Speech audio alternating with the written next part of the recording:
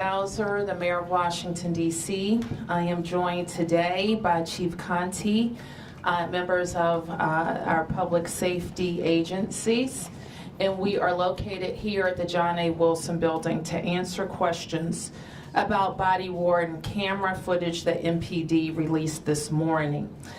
The footage is from the officer-involved shooting that happened last Saturday and resulted in the death of 31-year-old Kevin Hargraves Sheard. I want to start by saying no matter the circumstances, any loss of life is tragic. We know that Kevin was well loved and that this is a traumatic response for his family, a traumatic loss for his family and friends. I also want to be very clear to his family and to the community as a whole that this is an active investigation. The video is now with the United States Attorney's Office for the District of Columbia for review. In addition to the United States Attorney's review, MPD will still need to conduct its own internal review. Unfortunately, as is often the case, or sometimes the case, the body-worn camera footage doesn't answer all the questions we have or that the community will have. We release this footage so that the community can see what we see, but again, this remains an active investigation.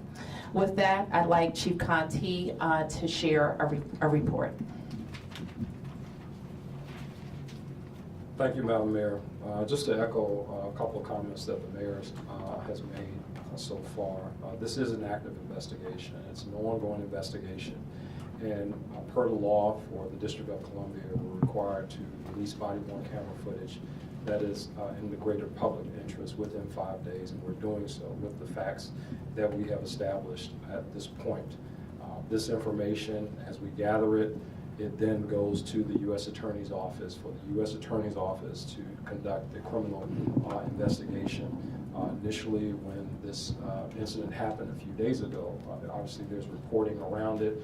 Things change, we learn other things, but again, just all the way around, this is a very tragic situation. Any loss of life in our community is one that I think it hits everyone, especially the family. In this case. So I'm going to go through the information that we have so far. As the Mayor mentioned, the video has been released. That video has also, the footage of the video has also been shared with the next of kin in this case. And this is not easy for anyone, but I will go through the information that we have. I'm here to provide a briefing and answer questions related to the fatal officer-involved shooting incident from this past Saturday. As a reminder, again, this is still an ongoing investigation. And the information I'm providing today consists of facts that we know at this point in time. First, at approximately 4:02 p.m. on Saturday, July 30th, our 4th District officers responded to a call in the 900 block of Longfellow Street Northwest for the report of a shooting. A witness stated that 2 dark-colored vehicles opened fire on a group of males in the block.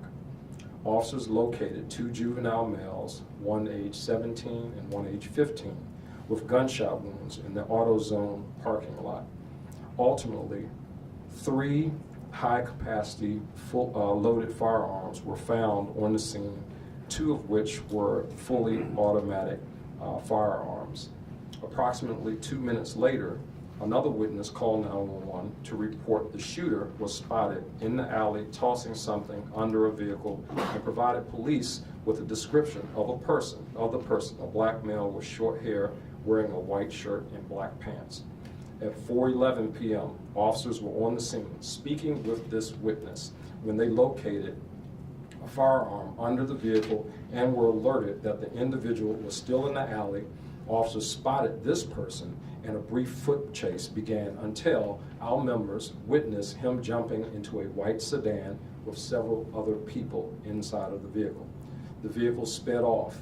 A lookout was broadcast over the radio for the vehicle and occupants for its potential role in the shooting. A 4th District Sergeant spotted the car, activated his emergency lights and sirens, and engaged the vehicle in a pursuit that went several blocks. The vehicle, in its efforts to flee the police, struck a curb adjacent to Fort Slocum Park in the area of 3rd and Madison Street Northwest. 3 occupants exited the car and ran through the park. Those 3 individuals are unknown to us at this time, and we are seeking to identify them. The driver of the vehicle exited moments later and ran into the park as the MPD sergeant pulled behind the car, still with his lights and sirens activated. The sergeant partially exited the marked police MPD cruiser, shouted, "Gun, gun, gun, gun, gun," 5 times, and fired a single shot at our decedent, now known as Kevin Hargrave's shirt. Recovered next to Mr. Hargrave's shirt was a loaded semi-automatic 9mm pistol. MPD rendered aid before he was transported to the hospital, where he was pronounced deceased by medical staff. The U.S. Attorney's Office is responsible for the criminal investigation, and MPD's internal affairs is assisting with gathering every piece of information available. Once that has been completed, we will conduct an administrative investigation. The involved sergeant has been a member of the department for 17 years and is assigned to the 4th District. He remains on administrative leave. And at this point, those are the facts that we have, that we know as of today. And again, all the information that we have and any information that comes in from community and videos, cell phone footage or anything, we will continue to share that information with the U.S. Attorney's Office as the criminal investigation, as that continues to take place. So we're in no way, nowhere near at the point, I'm sure, there are questions about whether it was justified, unjustified. We're nowhere near being able to make that determination at this point, just based on the information that we have so far. So at this point, with the information that I have relayed, I can take whatever questions from the press that the press may have. Yes, Mayor, Leonard Fleming, DC News Now. Can you tell us what you thought of the video? I know it's under investigation, but when you watched that video, and the family members are here, what did you think when what you saw? I will say what you've just heard the chief articulate. We never want to see any of our community members involved in a gun exchange, and that includes our police officers and those that they are seeking to stop. And so what we know is that we have to investigate, fully investigate. In the District of Columbia, the United States Attorney, who is independent from the Metropolitan Police Department, investigates police shootings, and we have to let that investigation happen. Yes, in the back. Mayor, Okay, we're going to ask. Hold on, ma'am. Our practice is to answer questions from the press. No, the family member that's my brother. Yes, ma'am. And you guys are saying gun, gun, gun. That never happened on that video. I seen it. It never happened. And you talk about gun exchange. That never happened. Don't do that. Okay. Don't do that. That is what we said, ma'am. What we said from the outset is what we know right now is what we can see on the video. And it don't say gun, gun, gun. Okay, so None of that happened. The video has been released, and people can see and confirm what the chief has said. Yes. Matthew Torres of WSA9 for Chief Conti. Was he positioned at all? Was he running away from the officer when he started firing the shots? He was running from the vehicle at the time, and I think that as we go through the investigation, obviously the video has been released, and the body-worn camera is here, which is catching really the frame of the door. You cannot see, exactly what he was doing at that point, which is why we're not able to make a final determination to say, hey, that this is whatever. He is running, certainly he is running, but again, we're not able to make a final determination based upon what we saw, which is why the investigation has to continue at this point. Hi, question. Keisha Drain, WNUPCs. I think there's a need maybe for some clarification about what's required of a command before firing. Yeah. The officer did say gun, gun, gun 5 times. Yeah. But So in an incident where you have, or incidents where officers are saying gun, gun, gun, and again, we have to we have to really kind of understand, like ask this officer, hey, why did you say that? But I can tell you, just through my training and experience, a lot of times that is a command of warning, warning to other officers that are in the area. Also in this video, just off to the left, there's like a moon bounce, there's some kids there are people around that. I don't know if the warning was for them. I don't know if the warning was, the other officers hadn't that pulled up on the scene. I don't know why the member said what he said at the time that he said it. But again, when you're going through an investigation, certainly we want to know the answer to that right now. But I would be speculating, it would be premature, and it would jeopardize the outcome of the investigation for me to say, hey, yeah, this is the reason why that was said. Again, we know from the video that the officer said gun, gun, gun, gun, gun 5 times. But again, why he said that, we'd have to find out from him why he said that. And just to follow up, Yes. is there a requirement to ask for a suspect to disarm, like? No, so when you talk about requirement, I mean, in this case, you had a marked police vehicle with lights and sirens going behind a vehicle that had just traveled up the street, leaving from the area where shooting had occurred. And that same vehicle went the wrong way on the street with police in pursuit, crashed into a curb. So I think it's fair to say that the occupants of the vehicle realized that the police were trying to stop them. And then when the 3 individuals jumped out of the vehicle, again, you're left with the 1 person that's in the car at that time. And again, the officer making the statement that he made.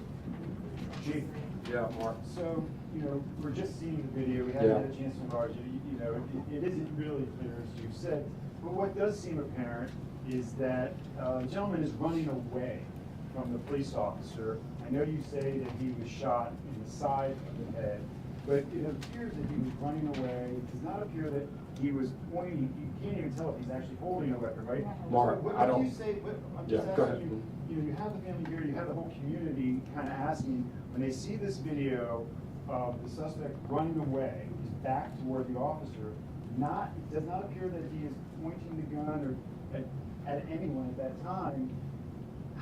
Mark, I think you're jumping way out there to say draw the conclusion that you're drawing, and I don't think that you can actually do that. You talked about the injury of Mr. Shirt in this place, where the individual was struck. I don't know what Mr. Shirt was doing at that time, and I don't know exactly what the officer was doing. I know Mr. Shirt was running, and I know that the officer fired. But to draw any conclusions beyond that, just based upon the video is all that we have. I don't think we can leap there yet, and we may get there as the investigation unfolds. But to make that assumption, Mark, I've been in this business long enough to know to not make assumptions in that space. It could jeopardize the investigation. It could, whatever outcomes anyone wants to see, to include the family in this case, it could jeopardize the outcome of the investigation for me to stand here and say something that destroys the case. I'm not going to do that. The video is what it is. Members of the public will see that same video and make 100 different conclusions on that. But I think we have to allow the investigation to continue in this place. And if I could just follow, Yes. the handgun that you released the still photograph of in Yeah. the grass, that is the handgun that was found next to Mr. Shirt. That is correct. And so in that space, we would do like a DNA analysis of the handgun, swab the handgun to see if, that handgun, to ensure that handgun was actually or to find out, to confirm who that handgun was in the possession of. And that right now, those swabs have been done and so forth, but the DNA analysis on that has not come back yet. So that is something, again, that we would need to confirm. Do you know yet if that handgun had been fired? It had not been fired. It had not been fired. It had not been fired. And it wasn't no gun. I don't want to get ignored. I keep raising my hand. Go ahead, ma'am. Thank you, I appreciate you. This is the second headshot police killing in 2 weeks. Are police being told aim to kill or aim to stop? That's one question. The second question, I want the police officer's name. And third, is anybody in cam footage of the policeman that arrived who's giving him CPR gonna be released? Because I got the video, and no gun is in that video. So we want the other body cam footage of the other police officers that was there gonna be released to the public. Because in that one is no gun, unless y'all remove the gun from the scene. And So I got that video with no gun, so I wanna know So, if anybody can put it. Yeah, let me answer your question, ma'am. So in the body worn camera footage that's been released today of the officer who was involved, I'm talking about the other officers. No, Yeah, what I'm- never tell me, never I'm tell me. trying to but he answer never your, said gun, gun, gun. I'm trying to answer your question, ma'am. Put that together. I'm trying to answer your question. So, Three questions. okay. Three questions. So the first question you asked, are officers trained, how officers are trained to shoot? Officers are trained to neutralize a threat, whatever the threat may be. That's how officers are trained. So when you talk about a person's body, I mean, no shooting is pretty, right? I don't care where the shot is. If it's in the foot, the hand, the finger, no shooting is pretty. When an officer, in their training, officers are trained to neutralize the threat. Until there's no longer a threat, officers will deal with the situation in that space. The second question that you had, The officer's name. the officer's name. That name has been released publicly. I believe it's out there now. Is that correct? Can you release the officer's name? Let me get Yeah. my materials. I think I have it here. I appreciate it. Thank you. The officer is Sergeant Ronaldo Otero Camacho. Okay, the third question was, is the other And the- police officers footage that was giving them CPR, that's around him, that area of the video that I got, is that gonna be released to the public and the media? Because the video I got, there's no gun there, or that's y'all picked it up and took it somewhere. So I'm not sure which video you're referring to, No, but let no, me, you can look at it with the body cam footage, you got it, you got it with the body Ma'am. cam footage. ma'am, I'm trying to answer your question, all right? So the video that's released today, after the officer fired the shot, if you look at the video, as he's approaching Mr. Sherd, there's a circle around the gun that's in the grass on the ground. That's in the video. At the point where you're talking about, and again, I'm not sure which video that you saw, at the point where CPR and all that stuff was going on in medical intervention, you probably didn't see the gun because that gun could have been removed Okay, at that time. And that would not be uncommon, which is the reason why, part of the reason why we're going to do DNA analysis on the firearm. We're going to do DNA analysis on the bullets that go into the firearm so that we can see whether or not this firearm was actually in possession of someone. But that is part of the investigation. And again, I would hate to jump to conclusions and say that something is or is not when I don't know for certain myself. I'm going by evidence. And if we have the evidence, I'll say this is what it is. If we don't have it, I'll say we don't have it yet. So let me ask you this question. Yes, ma'am. There were no markings put down around that gun. Okay? There were no baggage of that gun, and there's evidence that on that scene. So, There are no markings, like literally when you When- guys recover a weapon or whatever, you put down the markings. ma'am, I know that That never I happened. understand what you're saying, but I've been in this business for 30 years, and I know people see a lot of stuff on TV, and that is not always what happens. Oh, no, I have a When they're- video. Okay. Don't do that. There's a firearm, there's a firearm, I would just refer everyone really to the video, and what's in the video, and I'll leave it there. Okay, I'm gonna take the last round of press questions on, I'll start here, Sam. Stephanie, at third, fourth, fifth. Okay, yes. What's Sergeant Camacho's status as of now? He's on administrative leave. Hey, vacation. Stephanie, Mayor, it was said earlier that it's not believed possibly that there may be any violations of policy. Given what you saw, do you have any concerns about the circumstances, a person running away in a park? I don't know that anybody has said that has said that. What we have said, Stephanie, is that there is an investigation underway. The United States Attorney is responsible for investigating an officer-involved shooting in the district. MPD, of course, does its internal investigation as well. And what we can say for sure is that we don't know everything just looking at the video, and that is why the investigation proceeding accordingly is so important, so that we can get to the bottom of what happened. Can you say though, Mayor, what if any concerns you have with what you saw? Well, this is what I know. You heard the chief talk about a shooting of 2 juveniles in an area that has been plagued by violence. You heard a detailed description provided by a citizen of people who saw the shooting, who saw weapons discarded, and who saw people flee the scene. You saw police officers see people flee the scene. And so it is the responsibility of the police department to make sure that people who are using guns in our city are dealt with by MPD and the justice system. So that is always at issue. The reason why we have all of our patrol officers have body-worn cameras, because we want to know what happens. We want our police officers to be accountable, and we want the citizens that they're dealing with to know that there will be accountability. They won't always provide 100% of the information that we need, and that is why it is important that this investigation proceeds. And I can tell the community that it will proceed without interference, and we will get to the bottom of it, and we will work with the United States Attorney with whatever they need. Yes? Heather Graff with ABC7. This is a question for the chief. In the moments immediately after the shooting, it does appear that the man, Mr. Sherd, is handcuffed even before medical aid is provided. Can you explain why that is, and is that proper protocol?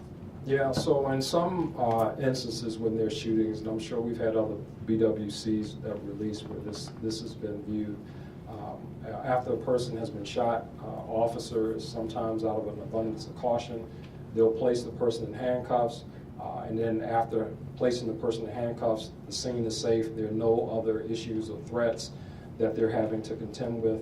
They'll remove the handcuffs and provide first aid or provide medical aid in this case. So it's not that it's a necessarily a hard and fast policy. It is our policy that we render first aid, but with respect to handcuffing, it really kind of depends on the officer's assessment of the scene and their control of the scene, keeping in mind that prior to this, again, there were 3 individuals who had ran from the vehicle. Their whereabouts remain unknown to this day, and the officers, again, I was not surprised to see that there was a handcuffing to take place, then the unhandcuffing, and then the administration of first aid. Were you surprised to see them handcuff them, put them in the ambulance in the front? Was that surprising to you? So, They handcuffed them and put them in the ambulance like this. so I don't think there's any situation in this case that is going to be a situation where we say, okay, yeah, that's acceptable when it comes to handcuffing after a person has been shot. Again, that is all part of the investigation as we move it forward. Again, to say that it's this or it's that at this point, it's too early. It's too early to do that, and doing that would jeopardize any administrative things that happen with officers who took whatever action they took in those cases. We have to make sure that we continue through the process of doing a thorough investigation in this matter to get to the bottom of everything. So if your goal is to neutralize the threat, why did you all handcuff him before giving him life-saving measures? If your goal is to neutralize the threat, because at that point he wasn't a quote-unquote threat anymore, which he never was because his back was turned. So if you shot him, they shot him, he was down and he was already not a threat at all. Why did they handcuff him before? Because in order to save a life, you have to give CPR immediately.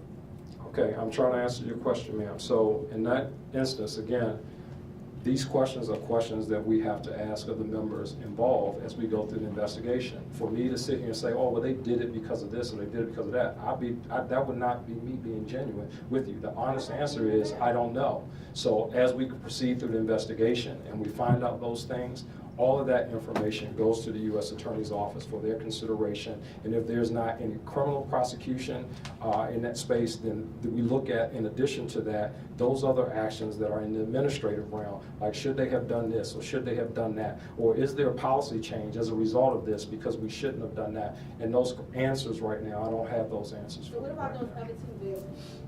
1 second. I want to make sure that we get to the last questions, as I just mentioned. Nothing of a family member. I understand. I want to get to the last questions, as we mentioned. Yes.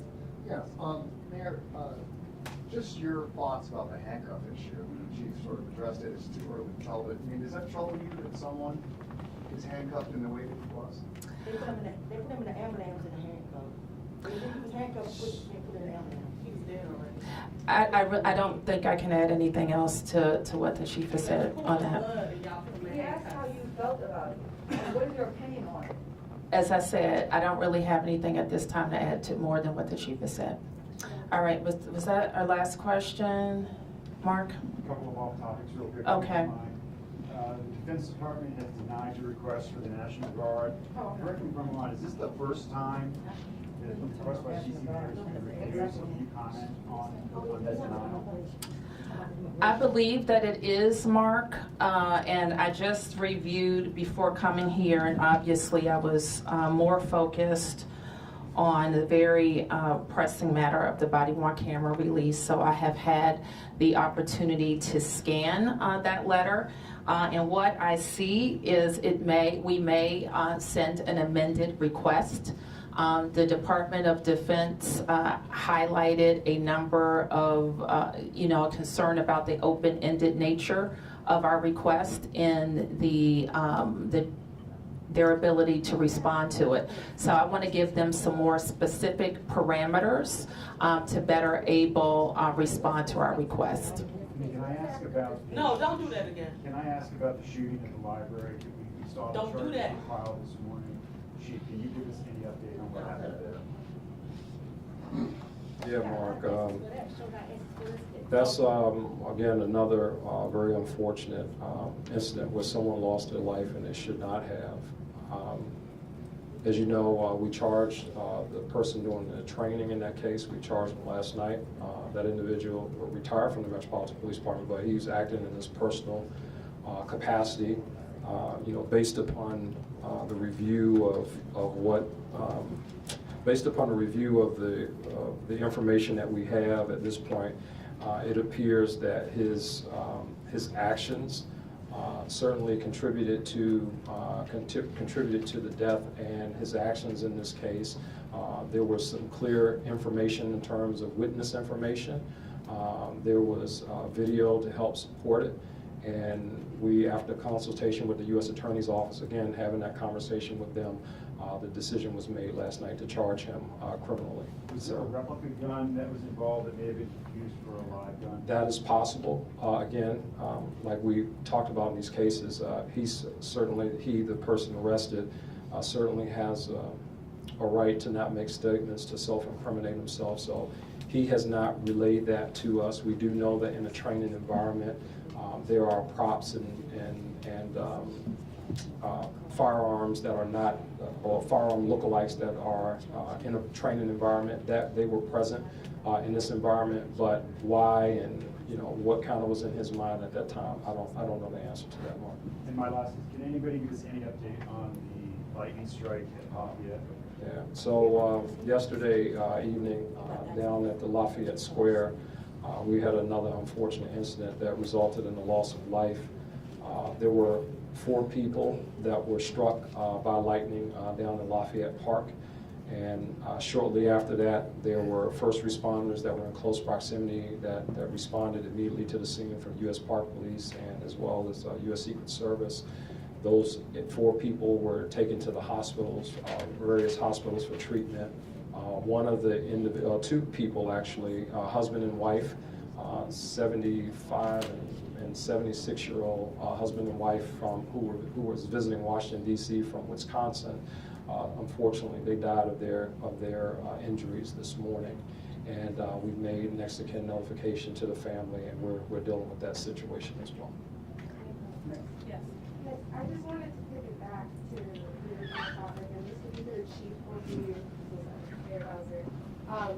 This is a long process, and I appreciate your honesty that we're early on in it, and that it's going to take a while to sort through all the information.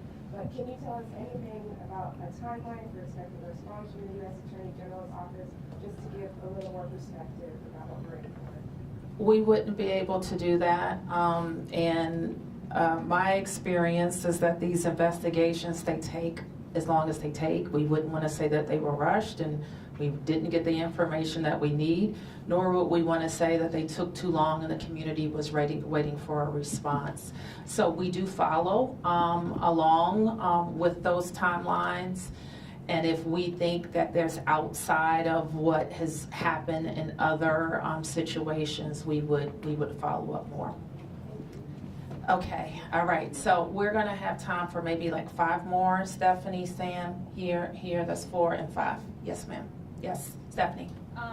Mayor, for you, and I also have a follow-up question for the chief as well, please. Mayor, my question for you is in regards to the rejection of the National Guard request. Do you have any frustrations with them coming back saying no on the original request? And does this give any credence to what the Republican governors have been arguing? Well, this is what I know, having been mayor for almost 8 years, worked with 3 presidents, worked with any number of members of Congress, and having had the experience where the use of the DC National Guard was politicized. That puts the district in unsafe territory. So we want to continue to work with the Department of Defense so that they understand our operational needs and to assure that any political considerations are not a part of their decision. When the mayor of the district says she needs or he needs, in the past or in the future, needs the DC National Guard to support the safe operation of our city, we expect a fair consideration. So having just looked at their letter, they appear to say that more specified requests would help them understand our needs. And then Chief, going back to, if you can you please tell us how long before Mr. Sherd was shot that CPR or aid was rendered? What is that time? I don't know in terms of, how long was it in terms of minutes or seconds. I'm not sure how long it was. I know I believe the raw footage of the video would have been shared with the family, which would have showed that, but I'm not exactly sure how long that was, the time in between the time of the shooting and the time of the CPR. Could you describe significant time, moments? Well, I mean, significant is relative, Steph. If you're asking a family member, I'm sure, like that significant might mean different to somebody who's on the outside looking in. I mean, so I would just have to really just kind of say, the video is the video. And I mean, if there was any unnecessary delay, I mean, that's something that will be looked at as part of the investigation. For example, if officers were, off talking on the phone or something and not paying attention or were trying to render aid to the victim, that's something that would be of obvious concern to us. So I'm just not certain in terms of minutes or seconds how long it was. Why was he the only officer on the scene? So again, I will refer you back to the video that's been released today. After the officer fired the shot, you see when he turns around the body-worn camera, you see another officer who's walking up. I just will refer everyone back to the video. Okay, Sam, Martin, last question. Okay, and no, sorry, you have the last one. Yes. All right, 3 questions. What do we know about the dark vehicle that left the scene of Longfellow and Jordan Avenue at this point? Second question, how do you define a threat? Seeing as Kevin was running with his back turned, he was several yards away. And third question, between this and the Karan Hilton Brown situation, from the outside looking in, there seems to be a pattern as far as police chases and somebody getting hurt. Vehicle pursuits, people getting hurt. So what's the conversation like in MPD as far as communicating with the community and forging relationships? So your first question, what was your first question again? The 2 vehicles that were Oh, right, with the status of those 2 vehicles. Okay, so we're asking the public for their assistance in that space. We know that shots came from those 2 vehicles. We don't know who the occupants of those vehicles were. Again, if there's anyone in the community who has information about who fired the shots on Longfellow, certainly we know they were fired because we have 2 of our young people, 2 juveniles, who got struck by gunfire. But for marksmanship, they're still with us. So I'm gonna continue to ask for the public's help in that space. The second question that you asked was about in terms of what was it about the what constitutes a threat? A threat. So the threat is in the eyes of the officer who is dealing with the threat, where their life or someone else's life could be in jeopardy at that point. So again, when you are looking through the lens of a camera, that's one lens. When you're looking through the lens of someone's eyes, that's a different lens. I could do something to, you know, the 4 people on this front row. You might perceive it as a threat. This person might, this person might, this person might not. And it really kind of depends. But it's the reasonableness, a reasonableness standard that's used there to really make the determination of was this officer's actions reasonable. And that's what the U.S. Attorney's Office is. They review, they will look at law, they will look at the video, they will look at statements, and they will look at all of that stuff before they make their determination about whether or not this is a criminal thing that they will prosecute, or whether or not this is something that will be handled administratively. Your last question about, you know, a pattern of situations or police pursuits, you know, I would argue in this particular instance and in any community, what do we expect the police to do in situations where we have 2 juveniles that are shot and we have a vehicle fleeing from the scene? And the police are there in close proximity to when that vehicle is leaving. I don't think the parents of those 2 juveniles would say, hey, you know, I expect the police to just let whoever is, and let's take the names out of it for a minute, but who's ever in that vehicle, if there's a possibility that those individuals in that vehicle or person in that vehicle or whatever was related to this thing or not related, you know, like that's part of the investigation, right? That we have to know. So we work very hard with our communities all across the city to try to build better relationships. We want to make sure that we do that, but I think it's really kind of unfair to say that police officers following a shooting of 2 juveniles in our community that police officers shouldn't pursue in that case. All right, slight follow-up to the second question. So, hold on a second, you asked 3. Mark, so say it again? Was the pursuit authorized by a supervisor? So the supervisor was the person who was involved in the pursuit, and it happened so quickly. The supervisors also have supervisors, Mark, but there's a watch commander and so forth. Responding to the call of a shooting, and an officer who's receiving information from a community member who says, this is what I saw. Individuals are in this vehicle and they're fleeing the scene, and that vehicle is speeding off at a high rate of speed, going around the wrong way on the street, and the police officer gets behind that vehicle because it was a shooting and because these juveniles could have died and because they were shot and there's a probability that there could be firearms in the car, they would have been justified in their It's squared off too if somebody's shooting and I'm right there. I got it. Okay. If I can switch the conversation. No, were you next in the lineup? I believe so. No, Martin was next, and I think you were 5th. And then I'm going to have to wrap up. Yes, Martin? So in the community briefing, you guys started with footage that actually came from a private residence camera that was on the porch looking out. Were there other residences that had cameras that had footage that might be useful? If so, would you release those? Would you release body cam footage from the other officers who responded to the scene after the shooting happened? So we have released everything that we have so far in terms of the residential cameras. Some folks have cameras that don't work. Some folks have cameras that are motion activated that don't come on. So we've released everything that we have at this point. With respect to the other officers who arrived, I think it may have been mentioned at some point, who arrived afterwards. Those officers' body-worn camera is part of the law and part of the practice. Those body-worn cameras are not ordinarily released because they were not the officers who were involved in the subject of the force. And then one last quick question, since I have a chance.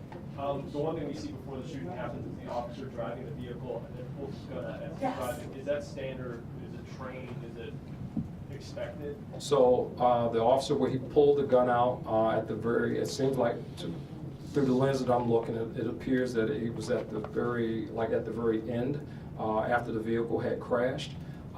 I would really have to know that answer from him. I can speculate why at that point he pulled the firearm out, but it really depends on what he says, and I'm sure that will be related to what he saw at that time with respect to when he pulled the firearm out. That's not true. Okay. Yes, ma'am. Yeah, thank you. Carmen Rodriguez from El Tiempo Latino. Former employees from Casa Ruby said that they report on payments and other irregularities to authorities before we knew about what the General Attorney's request. So has your office heard of any of this complaint? And also Ruby Corrado stated on an interview that she had to stop operation because your office did not provide more funds? And what's your position against that? We have been, it's been some time since we discontinued support actually, Laura, I'm gonna ask you to talk to this because our issues with Casa Ruby didn't just happen in the last few weeks. We have been separating operations from the organization for longer than that. So let me ask Laura, I don't know if you have some of this on the top of your mind, or Director Zeilinger can certainly follow up with you. What I can say is that we paid invoices and that included salaries for staff and rent, and so matters about money owed are things that are part of, I think, what is being investigated and looked at. So, but the district did not pull money while Casa Ruby was administering services under an ongoing grant. The program was wound down. The young people who are in the program, we helped transition to other places for services, so no one was left without services. And there was a process around that we followed. Thanks, Mayor. Appreciate it. Governor Abbott invited you and Mayor Adams to the border earlier this week. Have you responded to him at all? Your thoughts? Is this political theater on his part? And are you, in essence, giving him some credence, giving Republicans some credence by calling on the National Guard to complain that perhaps you're overwhelmed? I'm not talking about anything that is political in nature as it relates to how I operate the district's homeless services system. And I have done, regardless of Republicans in Texas or Democrats on Pennsylvania Avenue, what I need to do to run the city. And when we have a growing humanitarian crisis that we expect, that the federal government expects is going to only worsen, I have got to deploy the resources that I need to handle it. And we need our National Guard. If we were a state, I would have already done it. I would have deployed the National Guard. We also need a federal site where if there are going to be ongoing busloads of people who are stopping here on their way to where they're going, which is not here, that we need a site that the government, the non-governmental agencies, NGOs, they say, can use to make that stop as humane as possible for people who are fleeing horrendous circumstances. In many cases, they're boarding buses having been lied to about what's going to be on the other end. And they're still not where they want to be. And so we really need federal coordination. Now, if the federal government's not going to do it, they need to at least get out of our way and give us the resources that we need in our National Guard and a site. And we've even identified, we've helped them think about what those sites could be, including their armory that could be used. Thank you, everybody.